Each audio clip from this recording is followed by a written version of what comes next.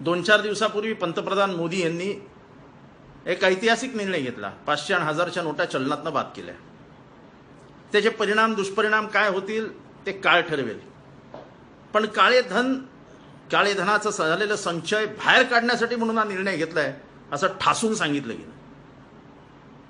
आज लाईन कोणाची लागली आहे? मध्यमवर्गीय गरीब माणूस, भाजी विक्रेते, ज्याच्या बिचाराच्या घरात 1000-2000 रुपये खायचे वांदे आहेत, तो बिचारा आपल्या मेहनतीचे पैसे जे बँकेत आहेत त्याच्यातले 1000 आणि 2000 रुपये काढण्यासाठी 5-5 तास 10-10 तास लाईनीत उभा आहे. अच्छा ठीक आहे, तुम्ही 2000 रुपये त्याला देतायत, फक्त 2000 रुपये, म्हणजे त्याच्या बँकेत त्याचे 3 लाख असतील तर तुम्ही 2000 रुपये देता. ते 2000 रुपये देऊन तो करणार काय? तो 2000 रुपये घेऊन भाजीवाल्याकडे गेला तो म्हणतो 2000 काय को दे रहे साहेब, मेरे पास तो 100 के छुट्टे ही नहीं है.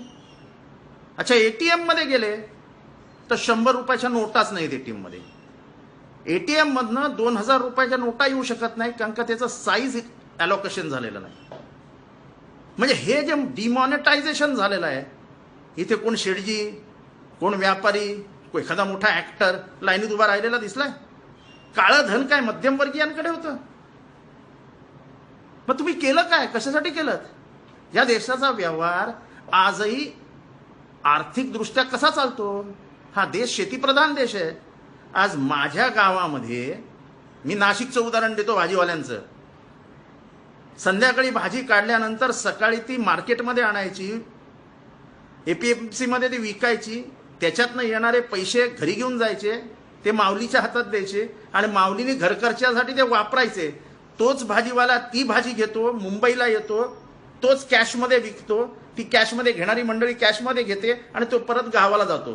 परत दुसऱ्या दिवशी हाच व्यवहार फिरत असतो. आणि हा व्यवहार फक्त नाशिकमध्ये नाही आहे, हा व्यवहार इथल्या देशभरात आहे. मग तो दुधाचा आहे, तो कडधान्याचा आहे, तो शेतीप्रधान देशामध्ये जिथे 60-65% लोकसंख्या आजही शेतीवरती अवलंबून आहे, त्या गरिबांनी काय करायचं? ही कुठनं आणणार तुम्ही कॅशलेस इकॉनॉमी? आज आपला दूधवाला, चहावाला, हॉटेलवाला, पानसुपारीवाला, पानवाला, ठीक आहे चला सगळं विसरा. सकाळी उठलो, पहिल्यांदा घरी कोण येतं? दूधवाला. ट्रान्झॅक्शन कसं? कॅश. नंतर येतो पेपरवाला, ट्रान्झॅक्शन कसं? कॅश. नंतर येतो इस्त्रीवाला कपडे घेऊन, ट्रान्झॅक्शन होतं कॅश. बायको जाते बाजारात, आई जाते बाजारात मच्छी आणायला, मटण आणायला, भाजी आणायला, ट्रान्झॅक्शन होतं कसं? होतं कॅश. माणूस कामावर निघाला, रिक्षात बसला, बसमध्ये बसला, ट्रान्झॅक्शन कसं होतं? कॅश. रेल्वेने मुंबईला गेला, मी ठाण्यातनं बोलतोय म्हणून सांगतो, रेल्वेचं ट्रान्झॅक्शन कसं होतं? कॅश. तिथनं उतरून कुठेही गेला, ट्रान्झॅक्शन कसं होतं? कॅश. भूक लागली म्हणून इडली वडा खायला हॉटेलमध्ये गेला, ट्रान्झॅक्शन कसं होतं? कॅश.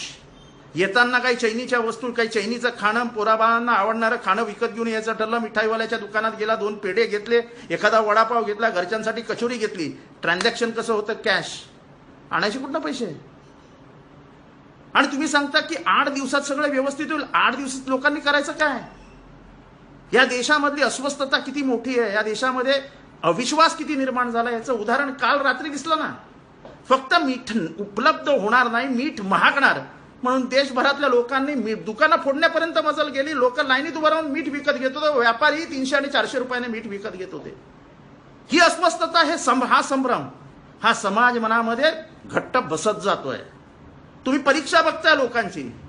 आज जर 1000 रुपये 2000 रुपये घेऊन मार्केटमध्ये फिरणाऱ्या माणसाला जर भाजी मिळणार नसेल, जसं मुंबईमध्ये 500 रुपयासाठी एक मूल तडफडून मेलं, त्याच्या आईबापांच्या यातनांचा विचार होणार नसेल आणि लाईनीत उभं राहिलं तर काय झालं? देशभक्तीसाठी उभे राहिलेत, देशाच्या उन्नतीसाठी उभे राहिलेत. अहो देशाच्या उन्नतीसाठी मी जो पैसा टाकणार आहे तो इथला 160 लाख कोटी रुपये डुबवणाऱ्या धनिकांच्या परत लोनच्या स्वरूपात बदलणार आहे. इथलं लोन आम्ही नाही बुडवलं, इथलं लोन मध्यमवर्गीयांनी नाही बुडवलं, इथलं लोन त्यांनीच बुडवलं जो आमचा पैसा बँकेतनं उचलतात आणि स्वतःसाठी वापरतात. काळं धन आणण्याचं आमचं समर्थन आहे, पण ते तुम्ही आणणार होतात स्विस बँकेतनं, ते तुम्ही आणणार होतात फॉरेनवरनं. तुम्ही तर इथल्या गोरगरिबांचा व्यवहार कसा करायचा? आता माझ्याकडे एक व्यापारी आला, त्याच्याकडे 44 माणसं कामाला आहेत. त्याच्या बायकोनी सांगितलं की मी काही करू शकत नाही, 27,000 लोक घरात आहेत. आता त्या 44,000 लोकांना पगार कुठनं द्यायचा? ते बेरोजगार झाले. आज लग्न सराई चालू आहे, सोन्याचे पैसे कुठून आणायचे? घरात ठेवलेले सोन्याच्या पैशाने कोणी सोनं देणार आहे? आज ब्लॅक मार्केटमध्ये सोन्याचा भाव 65,000वर आहे. आज खुलेआम मुंबईमधल्या शुक्लाजी स्ट्रीट आणि अपेरा हाऊसमध्ये लोक सांगतात कितना भी पैसा लाव, 40% हमको दो, 60% हम तुमको दे देगा. व्यवहार बंद झालेत. इथला जो धनिक आहे तो काय घरामध्ये 50-100 कोटी रुपये ठेवून बसतो की काय? ते सगळे सोन्यामध्ये, दुकानांमध्ये, जमिनींमध्ये, बॉन्ड्समध्ये, बँकेच्या बॉन्ड्समध्ये, शेअर मार्केटमध्ये सगळीकडे गुंतवलेला पैसा आहे. पण मग गोरगरिबांनी काय करायचं? तुम्ही जे स्वप्न दाखवताय की ह्या सगळ्या पैशाचा वापर करून आम्ही ह्या देशात आता दुधाच्या नद्या आणणार आहोत आणि ह्या देशातनं परत एकदा जो पूर्वीचा भारत होता ज्याच्यामध्ये सोन्याच्या धूर निघत होते तो निर्माण करणार आहे. अहो, तो धूर निघेल तेव्हा निघेल. आता आमच्यातनं धूर निघतोय त्याचं काय करायचं अशी जनता विचारते.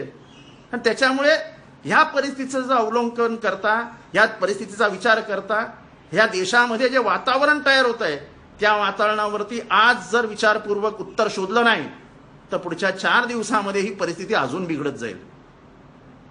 हा देश शेवटी जेवढा धनिकांचा आहे, जेवढा श्रीमंतांचा आहे, तेवढा देश गरिबांचा पण आहे. प्रश्न एवढाच आहे की क्या गरीबों की जान जान नहीं होती सेठ? ह्याचा विचार जरूर करा.